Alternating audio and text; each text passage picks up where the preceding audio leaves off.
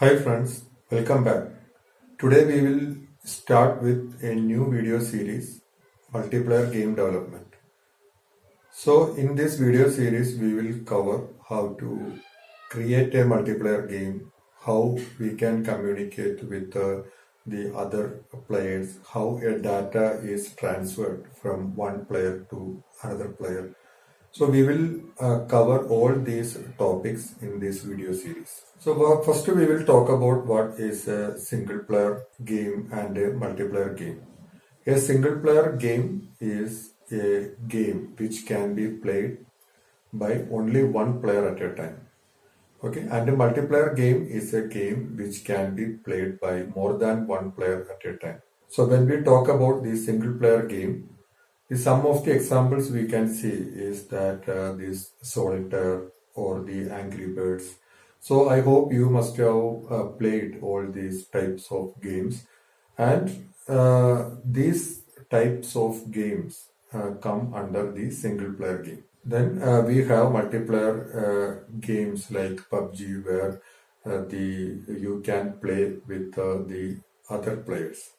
So the other players could be the players who is in the same room or in the same city, or it could be in the different countries also. So you can play with the other players who are in all over the world. So that is the advantage of a multiplayer game. So when we talk about the single player game, so most of the games that we download from the App Store or what you play in online for 5 minutes or 10 minutes for refreshment, those games are mostly the single player games.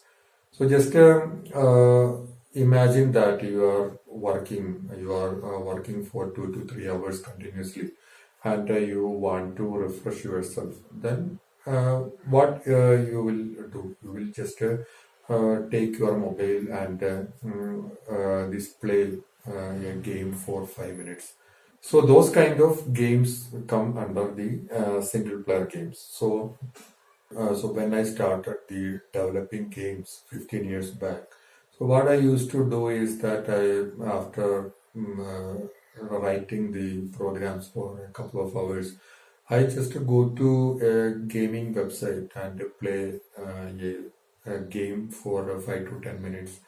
Then after that, getting refreshed, I go back to my job. So that is the those kind of games are called these single player games. So it is just mostly you play those kind of games for refreshments.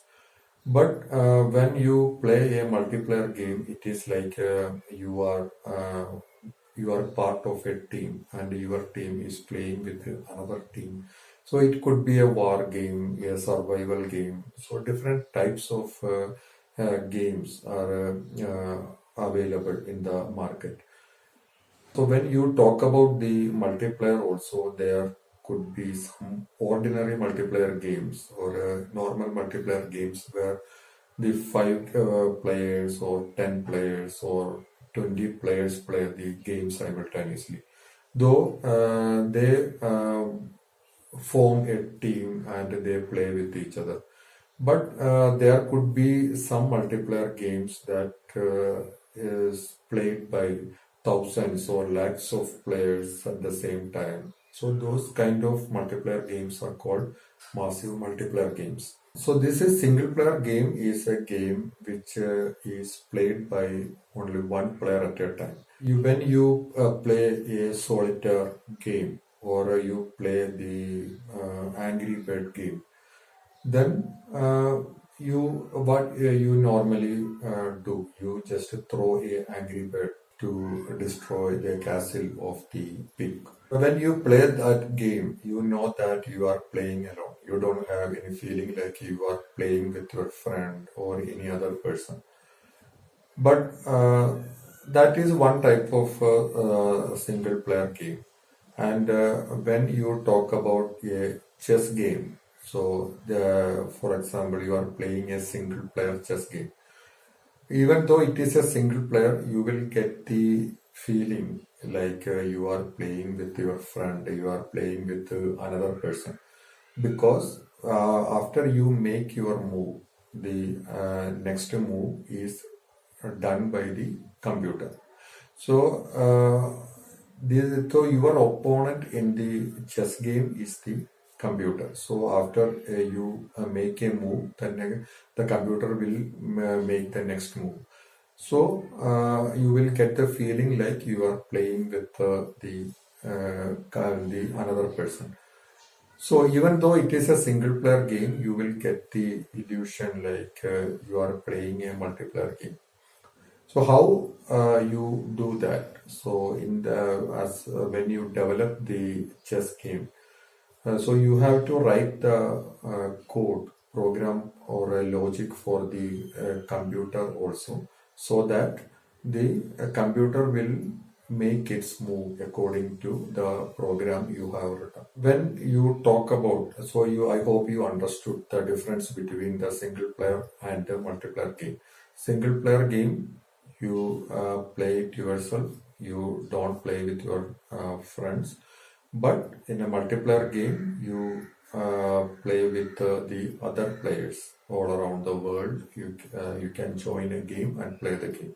So next we will see how we develop this single player game and a multiplayer game. So in comparatively, when you talk about the developing a single player game or a multiplayer game, it is easier, according to my opinion, it is easier to develop a single player game than a multiplayer game. Because in a single player game, if you know one software, then you can create the entire game out of it. Like when I started this game development 15 years back, so at that time, I used to develop game using Flash. So I knew the software called Flash, and using that Flash, I used to develop the entire game. At those times, we mainly used to develop the games for the online platform. So using Flash, I could create the entire game. And when I started developing the multiplayer game, I created my first multiplayer game 12 years back. At that time, I could not do that only with Flash. So, because, for example, if you are playing a chess game, okay, so for example, you are making a move.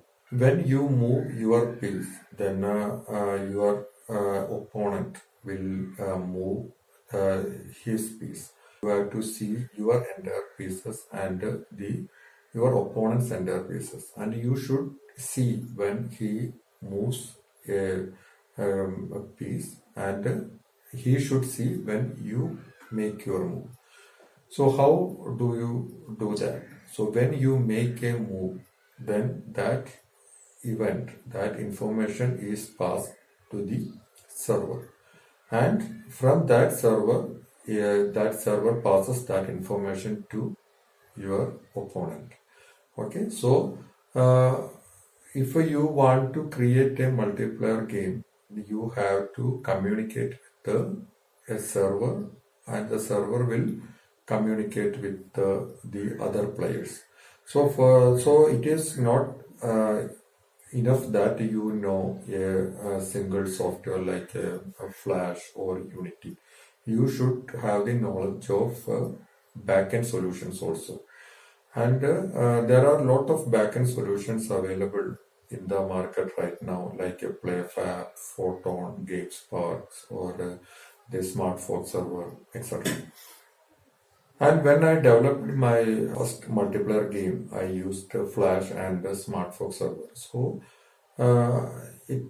I used Flash to develop the game, and I used a SmartForge server to communicate with the other player. If you want to develop a multiplayer game, you have to, and it is not enough that you know the one software. You have to know at least 2 or 3 softwares to develop a multiplayer game. In this video series, we will talk about this backend solutions like a Playfab, Photon, etc. but we will be developing the game using Photon. So we will be developing this game using the Unity and Photon. So I hope through this video series you will understand how to develop a game, how to pass the information from one computer to the server and from server to all other players which are connected to the game, and how we can implement the chat from chat functionality so that the players can talk with each other. So that is what we are going to learn mainly with this video series. So I hope you will enjoy this video series, and thank you for watching this video. In the coming videos, we will learn more about the multiplayer games and how a multiplayer game is created, and we will see how the communication is done between the players. So thank you for watching this video.